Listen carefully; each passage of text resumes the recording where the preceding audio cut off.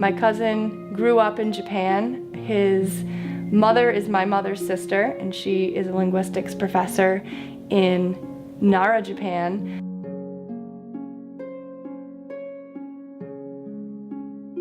And Mr. Ito was kind enough to take me in and answer all of my questions.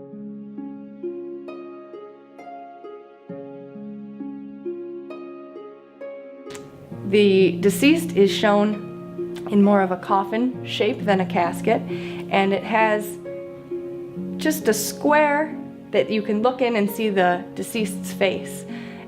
They don't have an open casket like we do here, and they're packed in dry ice because they're typically not embalmed.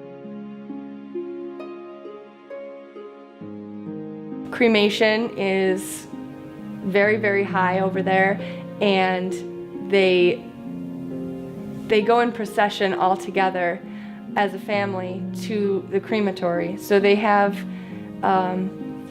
more to do with the final disposition of their loved one over there, despite not being able to bury them.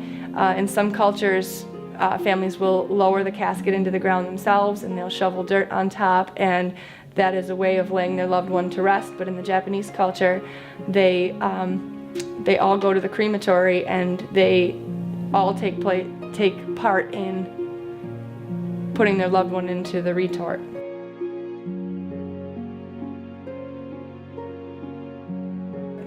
The thing that they do after the fact, where they use chopsticks to place the bones into an urn, that's also very different for us, and that's the only time that they use chopsticks in their culture to pass something from one person to another.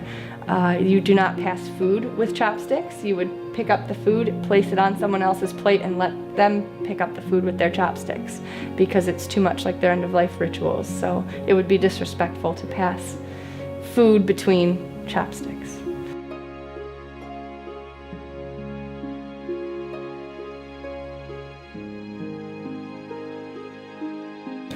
I definitely like learning about different cultures because it makes me realize that there isn't one set way to do things.